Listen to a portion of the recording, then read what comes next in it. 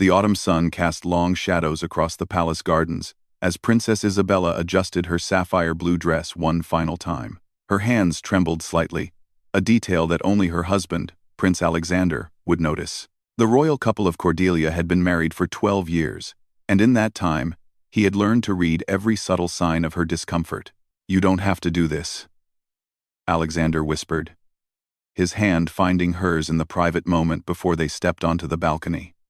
The crowd below had been gathering since dawn, thousands of Cordelians eager to see their beloved princess after her 3-month absence from public life. Isabella's green eyes met his, and for a moment, the mask she wore for the world slipped. The chemotherapy had taken its toll. Her once lustrous auburn hair, now hidden beneath an expertly styled wig.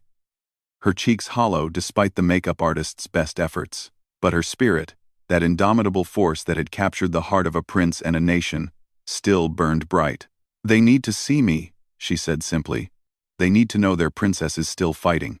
The palace communications team had carefully orchestrated this appearance.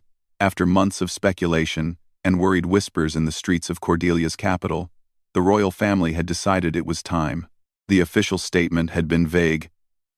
Health challenges.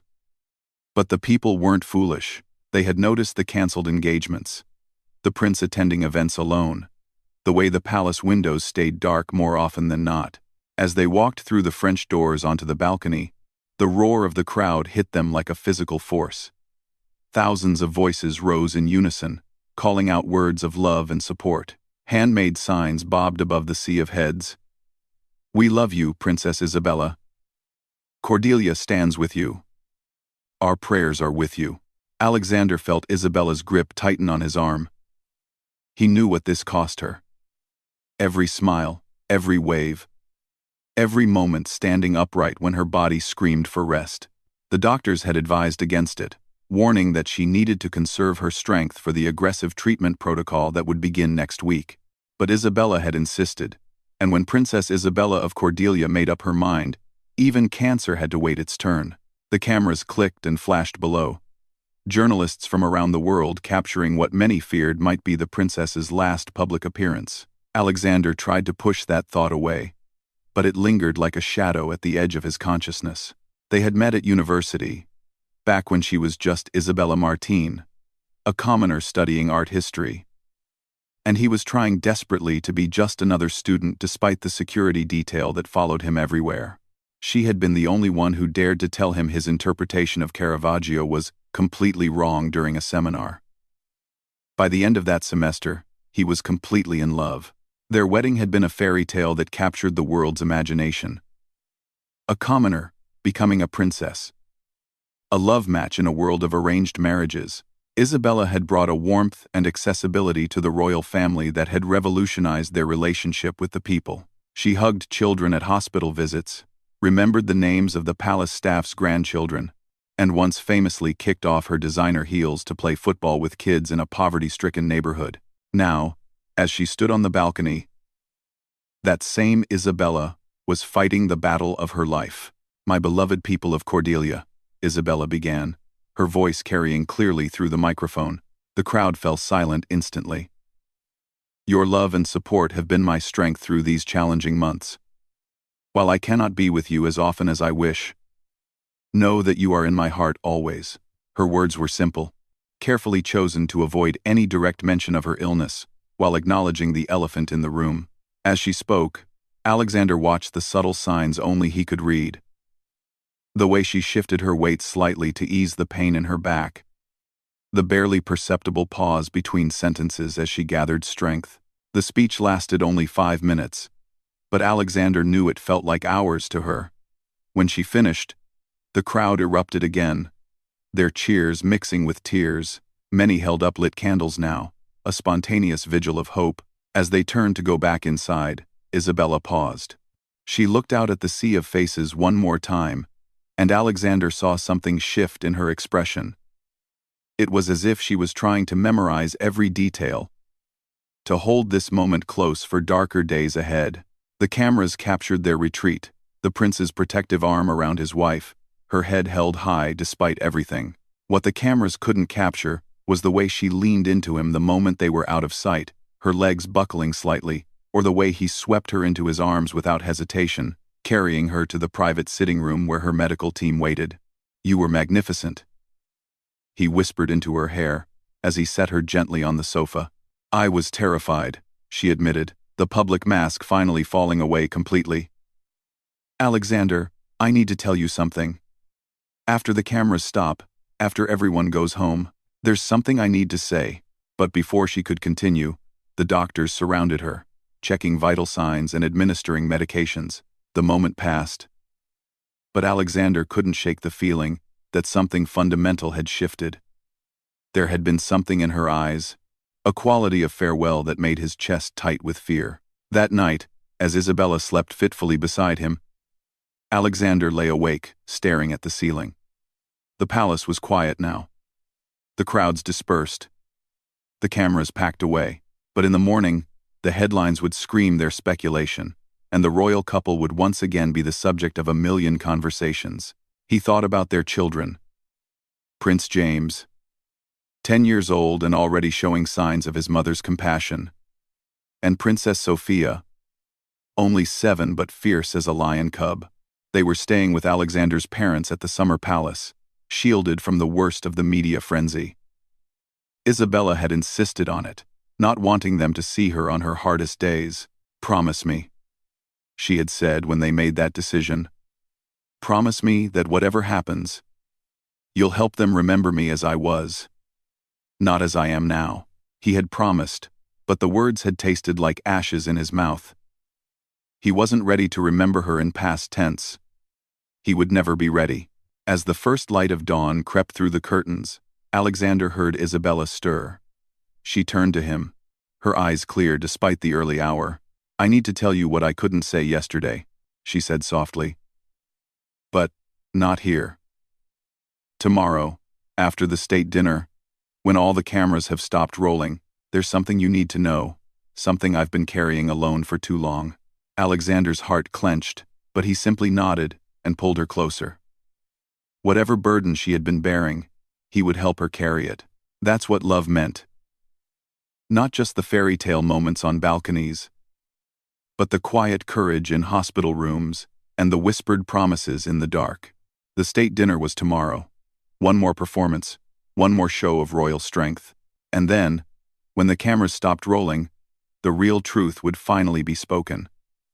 The grand ballroom of Cordelia Palace gleamed under the light of 12 crystal chandeliers, each one a monument to 3 centuries of royal history. Tonight, the room hosted 400 of the kingdom's most distinguished citizens for the annual Harvest State Dinner, an event that Isabella had personally revived from obscurity 5 years ago. Prince Alexander stood at the entrance, greeting guests with practiced warmth, while his eyes constantly sought his wife. Isabella was across the room, radiant in an emerald gown that brought out the color of her eyes, speaking with the Archbishop and his wife. To anyone watching, she appeared to be in perfect health, her laughter ringing clear as crystal across the marble floors. It was a masterful performance, one that required every ounce of her remaining strength. Alexander knew the truth. She had spent 3 hours that afternoon with IVs pumping fluids and anti-nausea medication into her veins, just to be able to stand here tonight. Her lady's maid, Maria, had confided that it had taken nearly 2 hours to get Isabella ready, with several breaks when the dizziness became too much. "Your Highness," a voice interrupted his thoughts. Lord Chancellor Edmund Hartwell stood before him, his ancient face creased with concern. "Might I have a word?" Edmund had served Alexander's father and grandfather before him. At 83, he had earned the right to speak plainly to his future king. "Of course, Edmund," Alexander said, leading the older man to a quiet alcove. "The princess," Edmund began without preamble. "She should not be here. I've seen that look before. Your Highness, my own Margaret had it in her final months." Alexander's jaw tightened. Isabella insisted. "You know how she is about duty." "Duty be damned," Edmund said quietly, surprising Alexander with his vehemence. "That woman has given more to this kingdom than any queen in history. She deserves to rest." "Tell her that," Alexander said with a rueful smile. "I've tried." Edmund's eyes softened. How are you managing, my boy? It was the first time in months anyone had asked Alexander that question. Everyone focused on Isabella, as they should. But the prince had been carrying his own unbearable weight. "I'm terrified," Alexander admitted, the words escaping before he could stop them. "Every morning I wake up, afraid she won't. Every time she winces, I wonder if this is the beginning of the end. And tomorrow." He trailed off, remembering Isabella's words about needing to tell him something after the cameras stopped rolling. Edmund gripped his shoulder with surprising strength. "Whatever comes, you'll face it together. That's what she needs from you. Not a prince, but the man who fell in love with an art history student, who dared to challenge him." Before Alexander could respond, the dinner chimes rang. He made his way to the head table, where Isabella was already seated. Her posture perfect, despite what he knew must be excruciating fatigue. As he took his place beside her, she reached for his hand under the table, squeezing it gently. "Almost there," she whispered. "Just a little longer." The dinner progressed with choreographed precision. 7 courses of Cordelia's finest cuisine, each paired with wines from the royal cellars. Isabella managed 3 bites of each course, moving food around her plate with the skill of someone who had perfected the art of appearing to eat. Between courses, she charmed the visiting ambassadors, discussed education reform with the minister, and even shared a joke that had the usually stern finance secretary laughing until tears came to his eyes. Alexander watched it all with a mixture of pride and sorrow. This was Isabella at her finest, using her last reserves of energy to serve the kingdom she loved. But he could see what others missed. The slight tremor in her hand as she lifted her water glass, the way she paused just a fraction too long between sentences, the sheen of perspiration on her forehead that had nothing to do with the warm room. During the 5th course, she leaned over to him. "The children called earlier. James won his chess match against your father. Father must be mortified." Alexander chuckled. "He's been playing since before James was born." "Sophia sent you a drawing," Isabella continued. "It's a picture of all of us at the summer house." She made sure to include Mr. Whiskers. Their daughter's beloved cat featured prominently in most of her artwork. "When can we see them?" Alexander asked quietly. "Soon," Isabella promised. But something in her voice made his heart skip. "Very soon. 70. 70. 70. I 70. After dinner came the speeches. The Prime Minister spoke eloquently about the kingdom's prosperity, carefully avoiding any direct mention of the princess's health, while somehow managing to convey the entire nation's support. The American ambassador shared a story about Isabella's visit to hurricane victims in Florida 3 years ago, how she had sat in the mud with displaced families, holding their hands and listening to their stories. Then it was Alexander's turn. He had prepared remarks about the harvest, about gratitude and tradition. But standing at the podium, looking at his wife's encouraging smile, he abandoned his notes.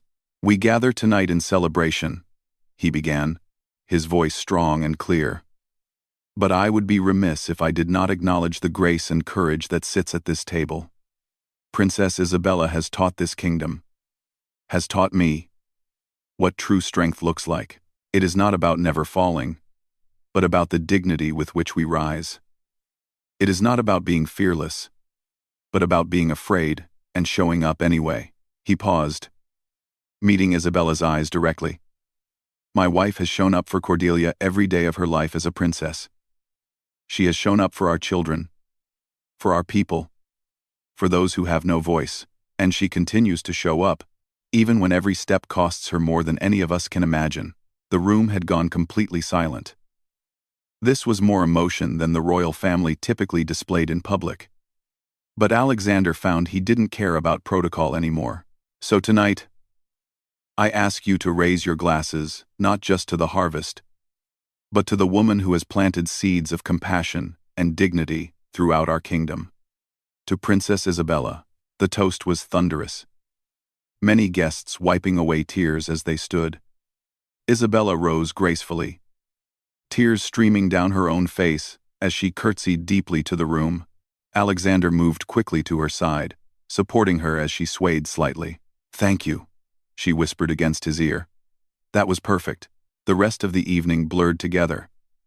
Dancing was expected, and Isabella managed one slow waltz with Alexander, leaning heavily against him as they moved in gentle circles.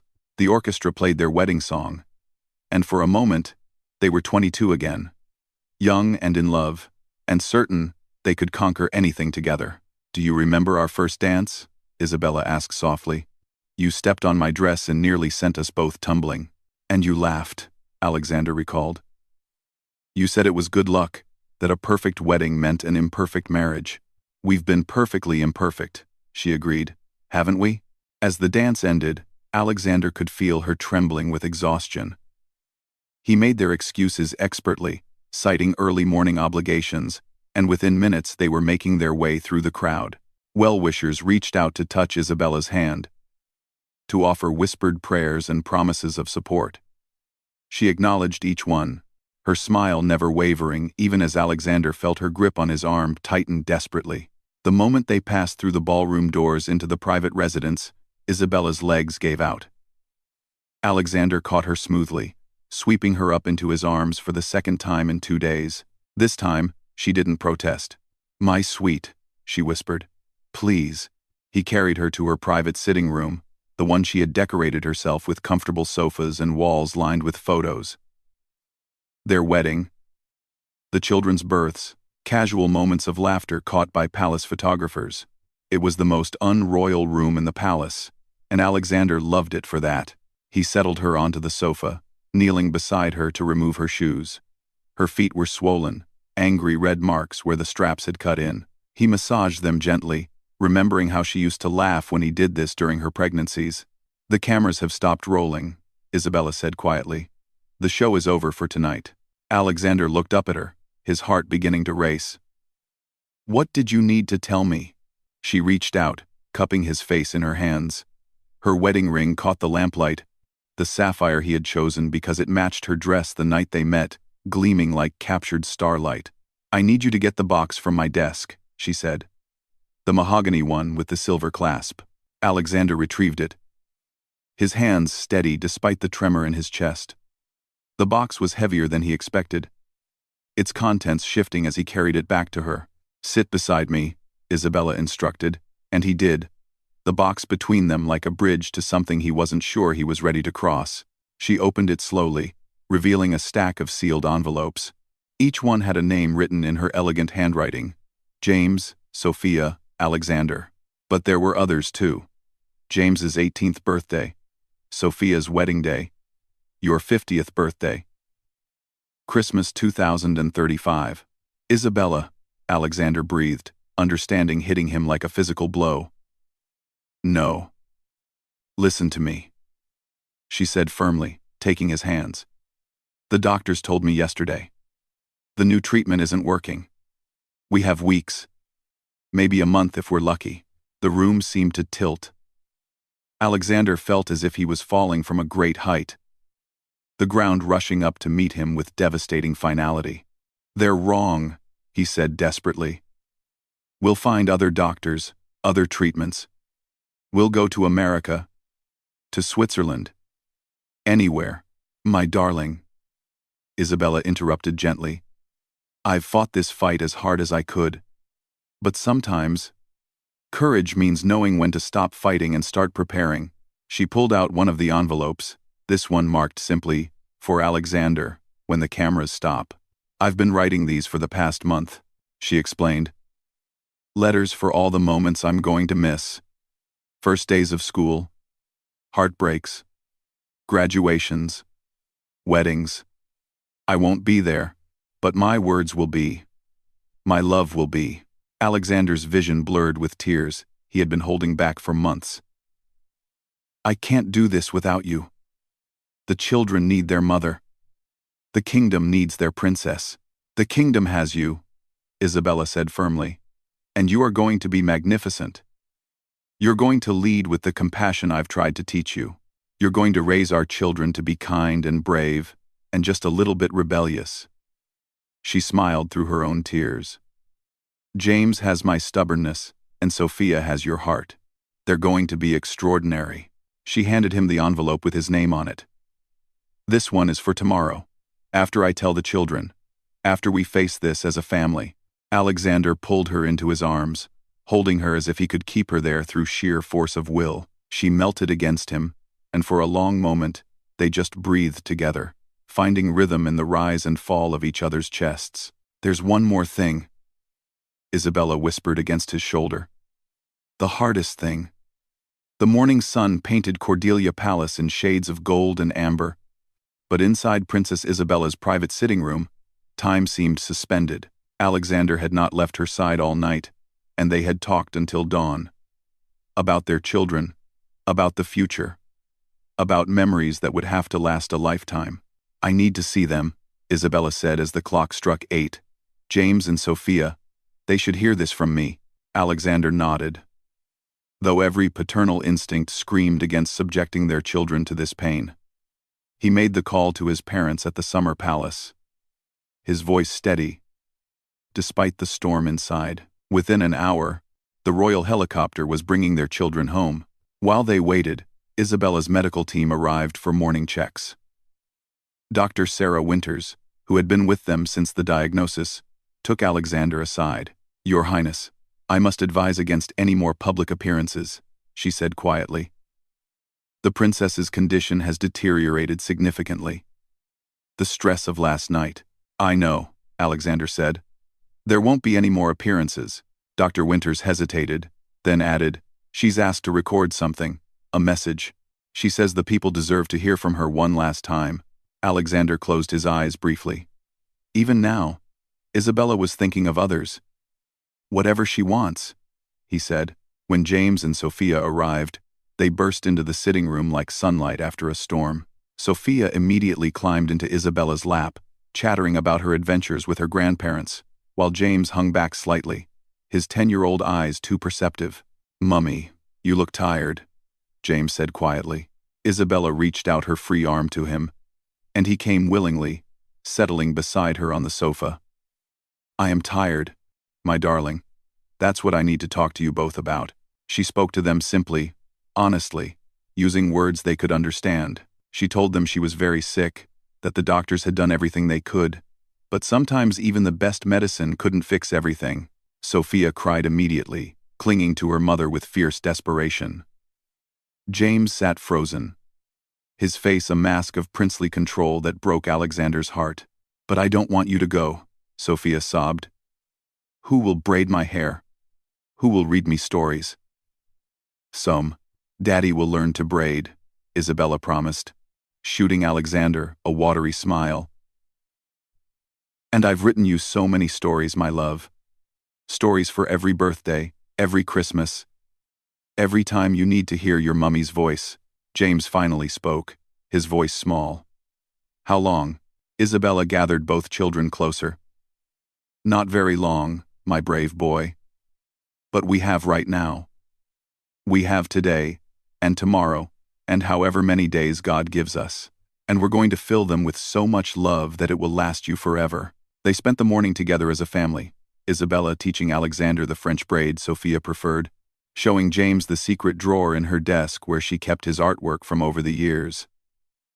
They had lunch in the private garden, Isabella managing a few bites of the simple sandwiches the children had helped prepare. By afternoon, she was exhausted, and the children were taken by their governess for quiet time. Alexander helped Isabella to their bedroom, where the camera crew Dr. Winters had mentioned was setting up discreetly.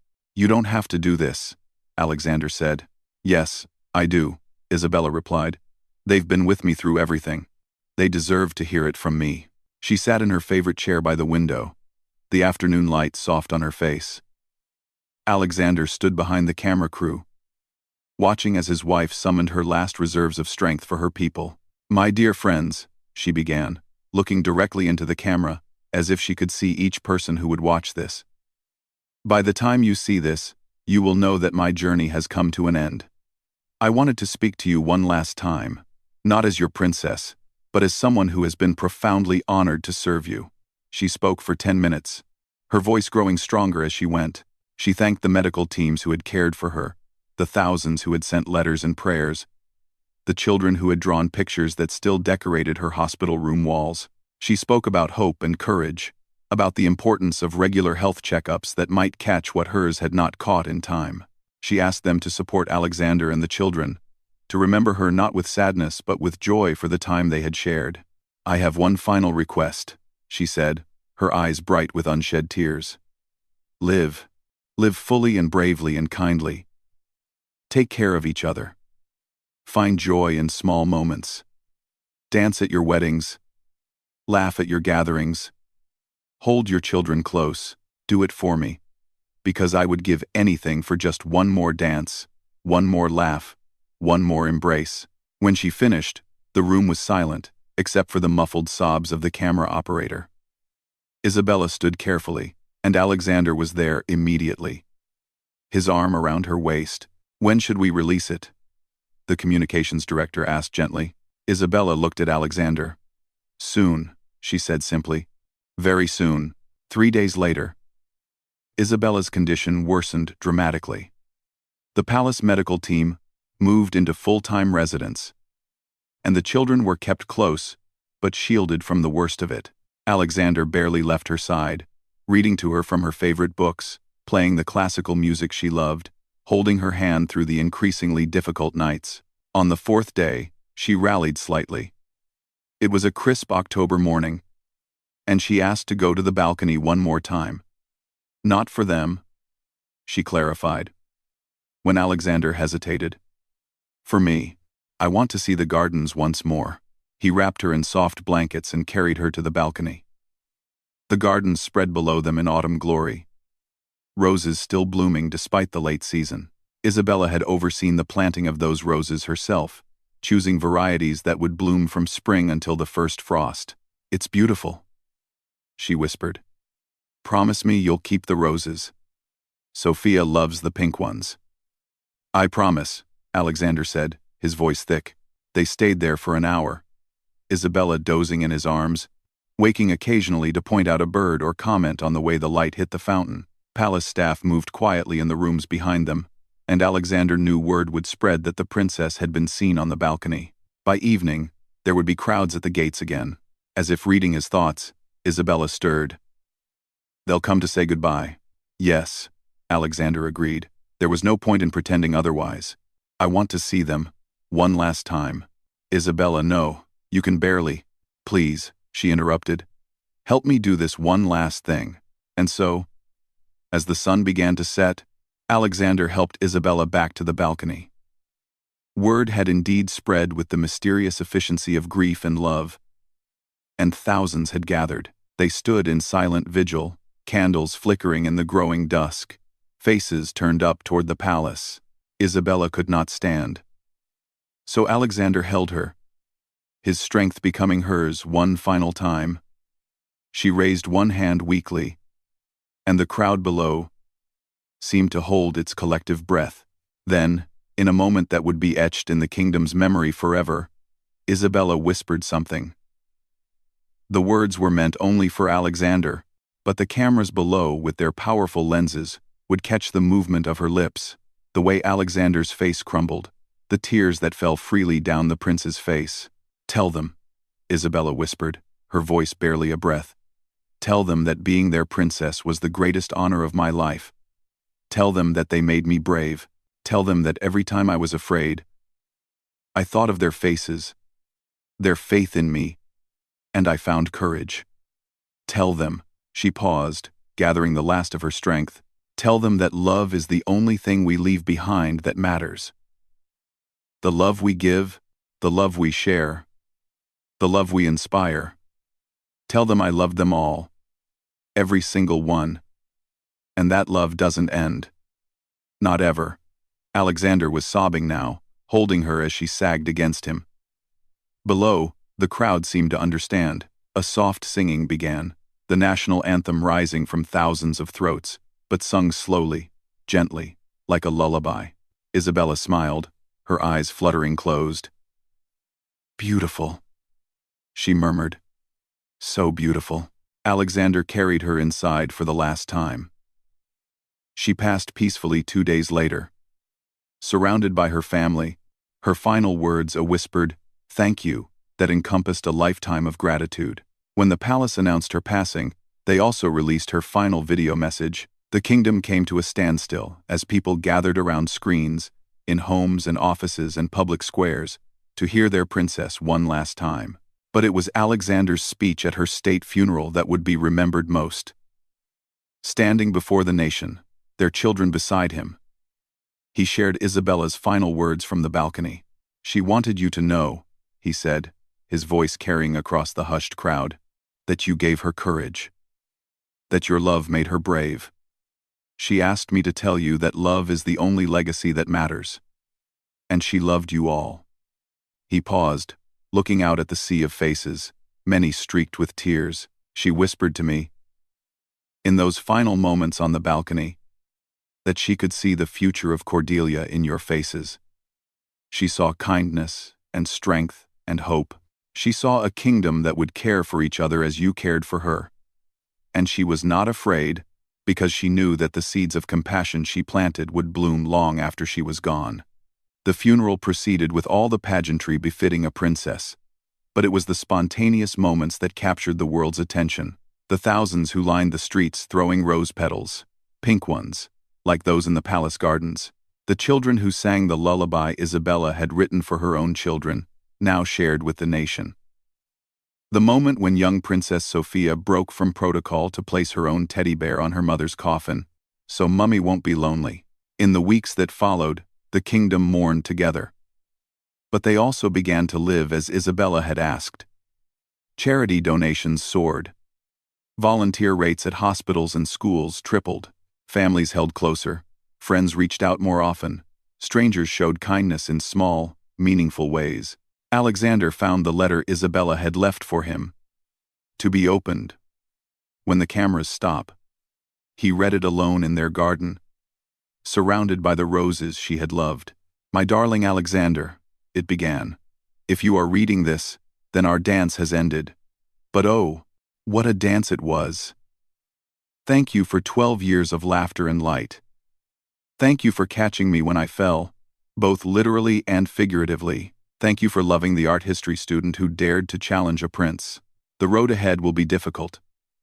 There will be days when the weight of raising our children alone, of ruling without me, beside you, will seem unbearable. On those days, remember this. You are stronger than you know. You have a heart big enough to love a kingdom and still have room for two precious children who need their father now more than ever. Lead with compassion. Make mistakes and own them. Dance badly at state dinners. Laugh loudly at James's jokes. Learn to braid Sophia's hair. I've left diagrams. Show them that grief is love with nowhere to go, and that it's okay to carry both sadness and joy in the same heart. I do not know what awaits beyond this life. But I know this. Wherever I am, I will be loving you. Time is nothing to love like ours. Death is just a different room in the same house where our souls reside. Until we dance again, my love. Forever your Isabella." Alexander carefully folded the letter and looked up at the palace, where already the flags were returning to full height. Life would go on, as it must, as Isabella would have wanted. That night, he kept his first promise. With clumsy fingers but determined heart, he braided Sophia's hair. It was lopsided and loose, nothing like Isabella's perfect plaits, but Sophia beamed at him in the mirror and declared it beautiful. "Mummy's watching," she said with the certainty only a 7-year-old could possess. "She's proud of you, Daddy." And perhaps she was. Perhaps love really was the only thing that mattered. The only thing that lasted. Perhaps every act of kindness in the kingdom was Isabella's whisper still echoing, still inspiring, still reminding them all that courage was just love in action. The cameras had stopped rolling on Isabella's life. But her story, their story, would continue in every life she had touched, every heart she had opened, every soul she had encouraged to be brave. In the end, that was her true legacy. Not the tiara or the titles, but the whispered truth that love never really ends.